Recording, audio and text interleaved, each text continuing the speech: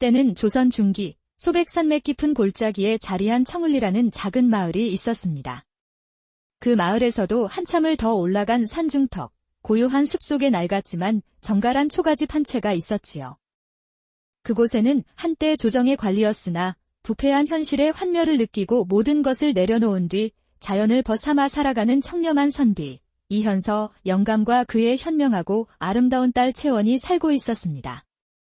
여름이 막 시작되던 어느 날, 유난히 뜨거운 햇살이 온 산을 길게 내리쬐고 있었습니다. 채원은 약초를 담을 바구니를 들고 아버지에게 인사를 건넸습니다. 그녀의 눈은 산속 계곡물처럼 맑았고 그 모습은 마치 들꽃처럼 강인한 생명력을 품고 있었습니다. 아버님, 오늘은 산에 올라 약초와 나무를 캐오겠습니다. 그래, 채원아.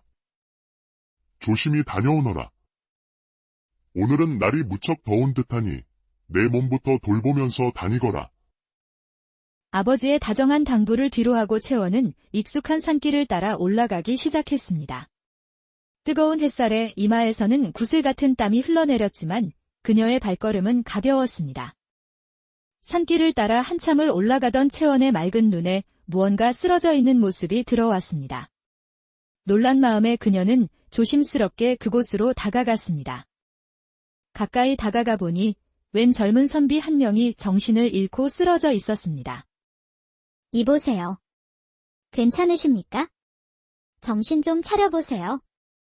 채원이 쓰러진 선비를 흔들어 깨워보았지만 그는 미동도 하지 않았습니다.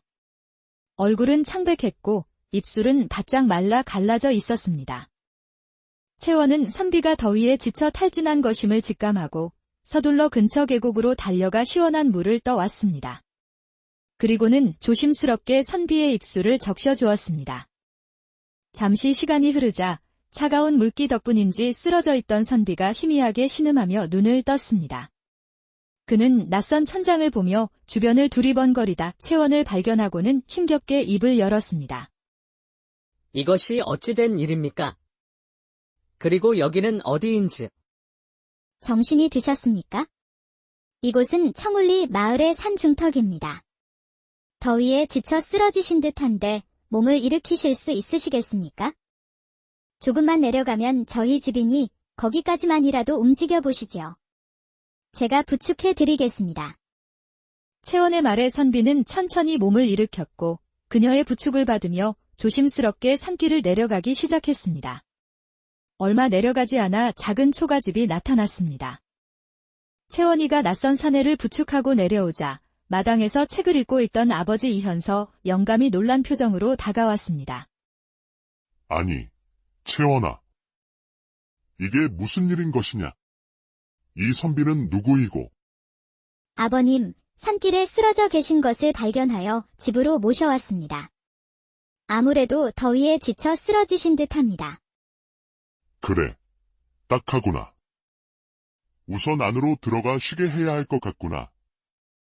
두 사람은 낯선 선비를 방에 눕혔고 이현서, 영감이 그의 얼굴을 살피니 다행히 큰 병은 아닌 듯했습니다. 잠시 후 채원이가 정성껏 끓인 흰죽을 들고 왔습니다. 선비는 서서히 의식이 돌아와 몸을 일으켰고 따뜻한 죽을 천천히 먹기 시작하니 곧 기력을 회복한 듯 보였습니다. 조금 기력을 회복한 그는 자신을 보살펴준 두 사람을 바라보며 예를 갖추어 깊이 고개를 숙였습니다. 저를 구해주신 은인이시군요. 이 은혜를 어찌 갚아야 할지 모르겠습니다. 진심으로 감사합니다. 기력을 조금 회복한 듯하여 다행이요. 허나, 선비는 어쩐 일로 이 깊은 산중까지 와서 쓰러져 있었던 것이? 제 이름은 박진우라 합니다. 낯선 길에 그만 길을 잃고 헤매다가 더위에 지쳐 쓰러진 것 같습니다. 박진우는 서서히 기력이 회복되는 듯하였으나 그의 젊은 얼굴에는 깊은 수심이 가득해 보였습니다. 그런 그를 유심히 바라보던 이현서는 온화한 미소를 지으며 말했습니다. 그의 눈빛은 마치 모든 것을 꿰뚫어 보는 듯 깊었습니다. 사람은 고민과 생각이 많으면 자신의 몸이 상하는 줄도 모르고 생각에만 빠질 때가 있다네? 박진우는 아무 말도 하지 않았으나 자신의 마음속을 들여다보는 듯한 이현서의 말에 놀라며 그를 바라보았습니다. 그렇습니까? 그럴 수도 있겠군요. 호, 급히 어디를 가시는 길이 아니라면 여기서 몸을 온전히 회복하고 길을 떠나는 것이 좋을 듯한데. 며칠 편히 머물다 가시게. 박진우는 처음 보는 자신에게 아무런 대가도 없이 따뜻한 호의를 베푸는 이현서를 놀란 눈으로 바라보았습니다. 그리해도 괜찮을지요? 폐를 끼치는 것은 아닌지 모르겠습니다. 허, 이 산중이라 변변한 대접을 할 것이 없어 내가 송구하구먼. 염려 말고 편히 지내다 가시게. 감사합니다, 어르신. 그럼 며칠만 신세를 지겠습니다. 이현서의 따뜻한 배려에 박진우는 그곳에서 몸이 회복될 때까지 잠시 머물게 되었습니다. 며칠이 지나자 박진우는 제법 기운을 차리기 시작했고 은혜를 갚겠다며 집안일을 거들기 시작했습니다. 그는 채원이와 함께 산에서 나물도 캐고 무거운 물동이도 기꺼이 져 나르며 누구보다 부지런히 움직였습니다. 양반 신부님에도 허드레시를 마다하지 않는 그의 성실한 모습에 채원은 점점 그에게 눈길을 주게 되었습니다. 선비님은 다른 양반님들과는 다른 듯합니다. 보통은 이런 허드레실은 하기 싫어하시는데 내색도 하지 않으시니 말입니다. 그것이 무슨 대수입니까? 저는 그저 낭자와 어르신의 일손을 조금이나마 도울 수 있어 기쁠 뿐입니다. 이렇게라도 몸을 움직이니 오히려 복잡했던 머리도 맑아지고 좋습니다.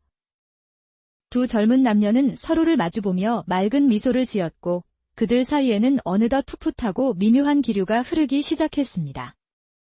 그렇게 며칠이 더 지나고 하늘이 붉게 물들어가는 아름다운 저녁이었습니다. 박진우는 마당 한편에 서서 멍하니 저무는 노을을 바라보고 있었고 그 모습을 본 이현서가 그의 옆으로 조용히 다가왔습니다. 자네, 무슨 생각을 그리 골똘히 하고 있나? 내 무엇 하나 물어봐도 되겠는가?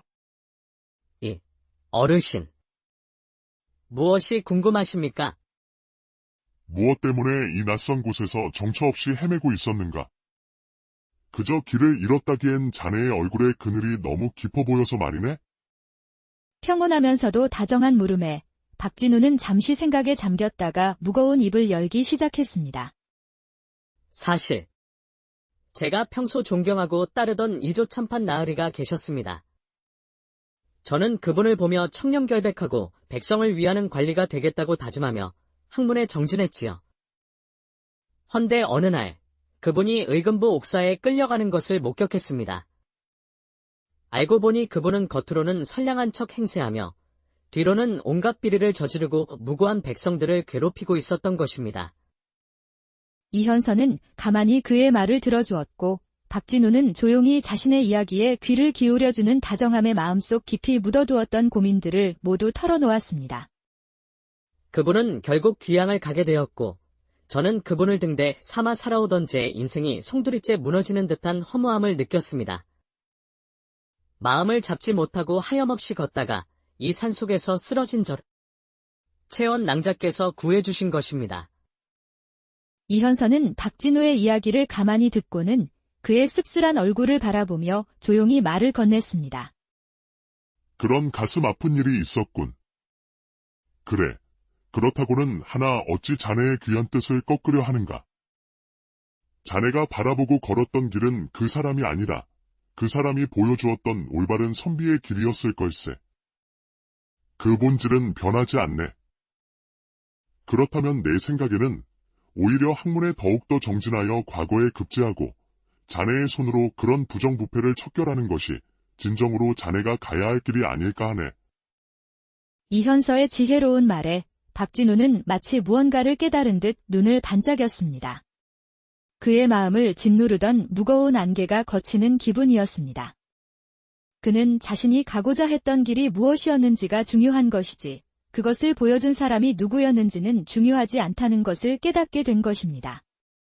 다음 날 아침, 박진우와 채원은 여느 날처럼 함께 산을 오르고 있었습니다. 산길을 따라가던 중 박진우가 걸음을 멈추고 채원을 돌아보며 무언가 결심한 듯 말했습니다. 낭자, 그동안 편히 지낼 수 있게 해주셔서 진심으로 감사했습니다. 저는 내일 다시 한양으로 돌아갈 생각입니다. 박진우의 말에 채원은 이별이 다가올 것을 예감하고 있었으나 서운함이 묻어나는 얼굴을 감출 수 없었습니다. 벌써 시간이 그리 되었군요. 이제 몸은 다 나으신 것입니까?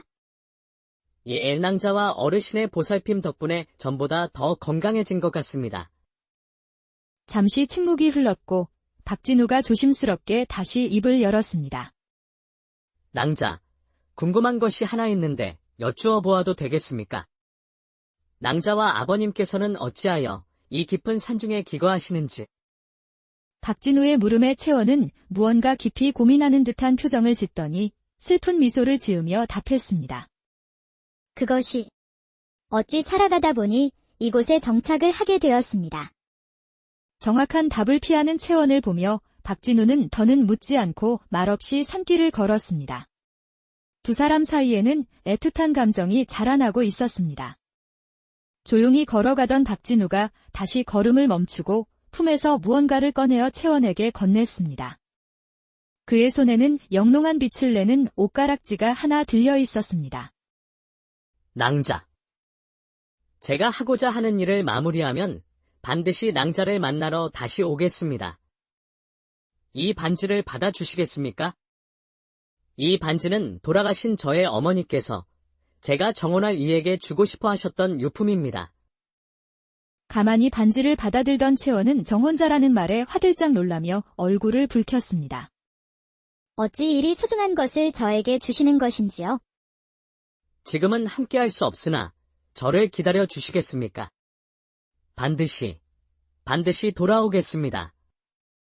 그의 진심 어린 눈빛을 잠시 바라보던 채원은 수줍게 고개를 끄덕이며 반지를 받았습니다.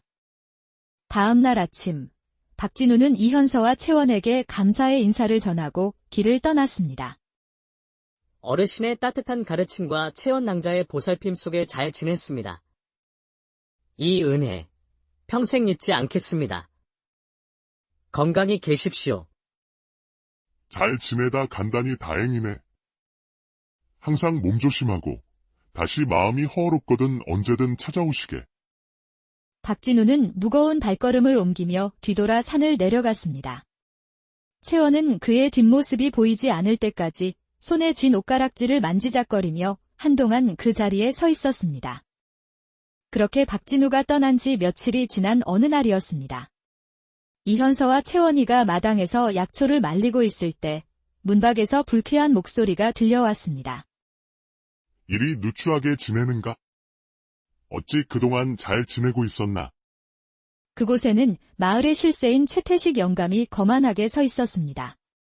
그는 탐욕스럽고 악독하기로 소문난 양반으로 이현서 영감을 시기하여 모함하고 이 산골로 쫓아낸 장본인이었습니다. 이곳에는 무슨 일로 온 것인가? 나와 그대가 더할 이야기가 남았던가?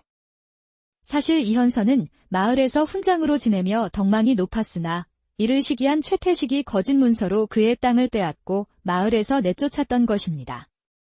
하지만 마을 사람들은 여전히 이현서를 존경했고 최태식의 악행을 수군거렸습니다. 이에 심기가 불편해진 최태식이 또다시 그들을 찾아온 것이었습니다. 자네는 없을지 모르지만 나는 할 말이 아주 많다네. 자네, 내가 빌려준 땅 말일세. 알고 봤더니 수년간 소장료를 한 푼도 내지 않았더군. 내가 마음이 넓어선대의 소장료까지는 받지 않겠네? 자네가 살아온 동안의 소장료만 받으려 하네? 어떤가? 아주 인심이 후하지 않나? 말도 안 되는 억지를 부리는 최태식에게 이현서 영감이 분노에 찬 목소리로 말했습니다. 말이 되는 소리를 하게. 그 땅이 자네 땅이라는 증거가 확실한가? 우리 집에 분명히 있던 토지 문서가 어찌 감쪽같이 사라진 것인지 그대는 혹 알고 있는가? 그게 무슨 소린가? 내가 훔치기라도 했다는 것인가? 헛소리 그만하고 소장료를 낼 형편이 안 되면 사정을 하게. 그럼 혹시 아는가? 내 너그러이 아량을 베풀어 자네 여식이 우리 집에서 소장료만큼 일을 하면 빚을 갚아줌세. 아니면 이 마을에서 천리는 떨어진 곳으로 떠나게. 내 눈에 띄면 자꾸 생각이 날 것이 아닌가. 내일까지 답을 주게. 하. 최태식은 자기 할 말만 쏟아내고는 비열한 웃음소리를 남기고 산을 내려가 버렸습니다. 이현서는 분노와 절망감에 그 자리에 주저앉고 말았습니다. 미안하구나, 채원아. 이 아비가 못나서 네가 이런 험한 소리나 듣게 하는구나. 걱정 말 거라. 어떻게든 해결을 하마. 채원은 자신의 걱정만 하는 아버지를 물끄러미 바라보았습니다. 아버지의 건강은 먼 길을 떠나기에는 너무 쇠약했습니다. 아버님, 저는 걱정 마세요. 별일 없을 것입니다. 그날 저녁, 채원은 밤하늘의 달을 보며 깊은 생각에 잠겼습니다. 그녀는 손에 쥔 옷가락질을 만지작거리며 박진우와의 약속을 떠올렸습니다. 혼잣말, 선비님은 뜻하시던 길을 잘 걷고 계십니까? 저는 조금 힘이 듭니다. 허나, 무슨 일이 있어도 잘 견뎌낼 것입니다. 지켜봐 주세요. 다음 날 아침, 이현서가 눈을 떴을 때 채원의 모습은 보이지 않고 방 안에는 정갈하게 차려진 흰죽과 서신 한 통만이 놓여 있었습니다. 불길한 마음에 서신을 펼쳐보니 거기에는 채원의 단정한 필체로 쓴 편지가 있었습니다. 아버지, 저는 걱정 마세요. 제가 그곳에서 일을 하는 것은 부끄러운 일이 아닙니다. 오히려 일을 함으로써 아버지와 편히 지낼 수 있어 감사할 따름입니다. 끼니 거르지 마시고 몸 건강히 계세요. 채원아. 어찌 그러느냐. 이 못난 아비 때문에 네가 고생만 하는구나. 그렇게 채원은 최태식 영감의 집에서 종살이를 하게 되었습니다. 최태식은 자신의 뜻대로 되지 않자 양반 신분이었던 채원을 일부러 더욱 함부로 대하기 시작했습니다. 채원은 새벽부터 밤늦게까지 온갖 허드레시를 하며 고된 나날을 보냈습니다. 곱던 손은 거칠어졌고 고운 얼굴은 햇볕에 그을렸지만 그저 묵묵히 일을 하였습니다. 그런 채원을 음흉한 눈으로 유심히 바라보는 자가 있었으니 바로 최태식의 아들 최강혁이었습니다. 확실히 양반은 다르긴 다르군. 저리 허드레실 차림을 해도 곱기도 하네? 그는 아버지의 재산을 믿고 한량처럼 지내는 방탕한 자였습니다. 그는 채원에게 다정한 척 말을 걸며 접근하기 시작했습니다. 채원아, 물 좀 가져다 주겠어. 채원이가 물을 가져다 주자 강혁은 일부러 손을 뻗어 그녀의 손을 스치듯 만졌습니다. 이게 뭐 하는 짓입니까? 채통을 지키시지요. 뭘 그리 놀라고 그러느냐. 잠시 스친 것을 가지고. 날이 갈수록 강혁의 행동은 더욱 노골적으로 변했습니다. 어느 날 저녁, 그는 술에 취해 창고에서 물건을 정리하던 채원에게 다가왔습니다. 채원아, 너도 나를 좋아하지 않느냐? 솔직해지거라. 이리 험한 일을 하니 곱던 손이 다 망가지지 않느냐? 내 사람이 되는 게 어떻겠느냐? 강혁이 다가오며 말을 하자 채원이가 소스라치게 놀라며 그를 뿌리쳤습니다. 이것이 무슨 행패입니까? 자꾸 이러시면 관아에 고발하겠소. 허. 내 곁에만 있으면 내 아비의 빚은 없던 것으로 해줄 수도 있다. 강혁이 그녀의 팔을 잡으려 하자 채원은 있는 힘껏 그를 밀치고 창고 밖으로 뛰쳐나갔습니다. 그리 고고한 척 해봐야 소용없다. 언제까지 버티는지 두고 볼 것이야. 채원은 매일같이 두려움에 떨며 지냈지만 꿋꿋이 버텨냈습니다. 시간은 흘러 어느덧 3년이라는 세월이 지났습니다. 그러던 어느 날 절망에 빠져있던 이현서의 초가집에 낯익은 목소리가 들려왔습니다. 어르신, 계십니까? 문 쪽을 바라보니 3년 전의 그 선비, 박진우가 늠름한 모습으로 하인과 함께 서 있었습니다. 아니, 박선비 아닌가? 이게 얼마 만인가? 그동안 잘 지냈는가? 어르신. 걱정해 주신 덕분에 무탈히 잘 지냈습니다. 헌데 어르신, 어디 편찮으신 것은 아니지? 안색이 좋지 않으십니다. 박진우는 미소를 지으며 주변을 살폈지만 그가 찾던 모습은 보이지 않았습니다. 그나저나 채원 낭자는 어디 출타라도 하신 것입니까? 모습이 보이지 않는군요. 박진우가 채원을 찾자 이현서의 안색이 어두워졌고 불길한 예감이 든 박진우가 다시 물었습니다. 호, 채원 낭자에게 무슨 일이 생긴 것입니까? 어르신, 제발 말씀해 주십시오.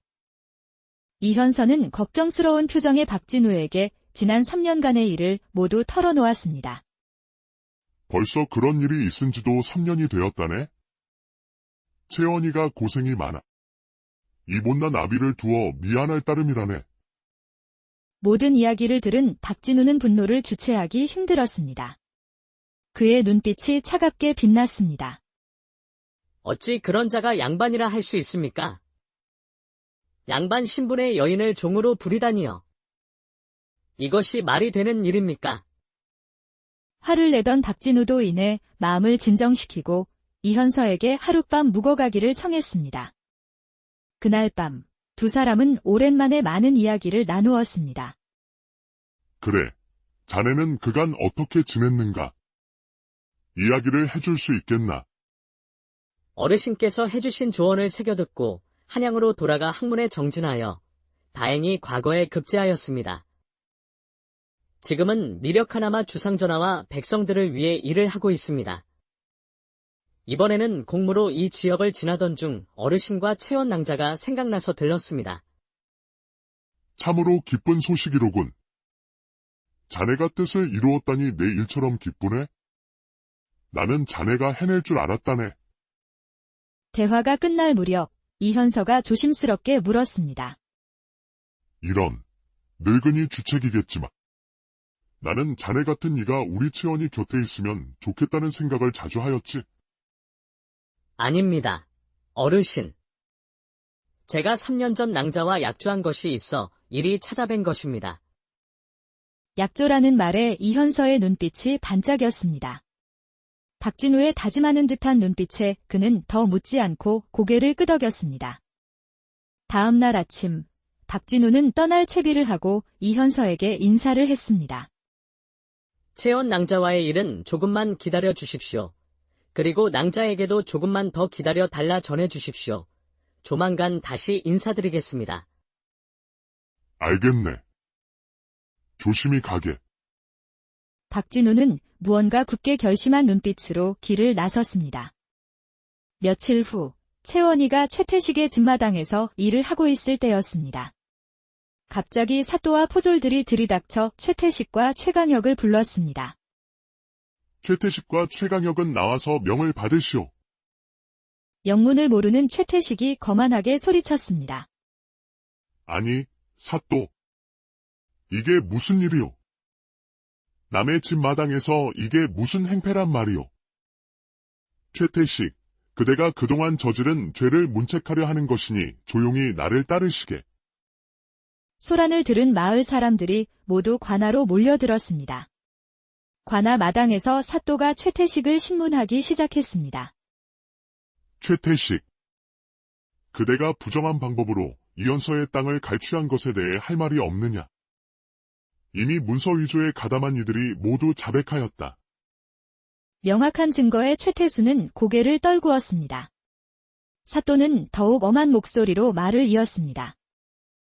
또한 3년간 양반 신분의 채원 낭자를 강제로 종으로 부리고 내 아들 최강혁이 그녀를 지속적으로 희롱했다는 것도 사실이더냐? 아닙니다. 그것은 오해입니다. 채원이가 스스로 일을 하러 온 것일 뿐입니다. 바로 그때 관아의 문이 열리며 박진우가 위험 있는 모습으로 걸어 나왔습니다. 이리 증거가 명확한데도 계속 거짓을 고하는 것이냐? 내가 직접 조사한 바로는 너희가 이현서 영감을 협박하여 그의 여식을 강제로 종으로 부렸다. 그리고 최강혁, 내가 채원 낭자를 희롱하고 협박한 것을 증언한 이들이 있다. 갑자기 나타난 박진우의 일갈에 최태식이 떨리는 목소리로 물었습니다. 헌데, 그리 말씀하시는 분은 대체 누구시오? 사또가 위험 있게 답했습니다. 이분은 사원부 감찰의 정육품 벼슬을 하시는 박진우 나으리시다. 지난 며칠간 나와 함께 너희들의 비리를 모두 조사하셨다. 관아에 모인 모든 마을 사람들이 숨을 죽였고 채원 역시 놀란 눈으로 그 광경을 바라보고 있었습니다. 모든 죄가 밝혀지자 사도가 판결을 내렸습니다. 최태식은 곤장 20대에 처하고 그간 부당하게 얻은 모든 재산을 몰수한다. 그의 아들 최강혁은 곤장 10대에 처한다. 형을 집행하도록 하라. 모든 일이 마무리되고 박진우가 채원에게 다가서며 다정하게 말했습니다. 너무 늦게 와서 미안합니다. 낭자. 3년 전 약속을 이제 지킬 수 있도록 허락해 주시겠습니까? 이리 찾아주시어 고맙습니다. 그리고 저는 언제나 이곳에서 선비님을 기다리고 있었습니다. 악행을 저지른 최태식 부자는 처벌을 받고 모든 것을 잃었으며 이현선은 빼앗겼던 땅을 되찾게 되었습니다. 이 소식을 들은 마을 사람들은 모두 환호했고 모든 것이 제자리를 찾아갔습니다. 그렇게 시간이 흐른 후 청울리 마을에는 성대한 혼례가 열렸습니다. 마을 사람들의 축복 속에서 박진우와 채원이 마침내 부부의 연을 맺게 된 것입니다. 혼례를 올린 뒤 박진우는 아내 채원의 내조로 더욱더 조정과 백성을 위해 일하는 청렴결백한 관리가 되었습니다. 이현서 영감은 다시 마을로 내려와 예전처럼 인자한 미소의 훈장님이 되어 존경을 받으며 행복한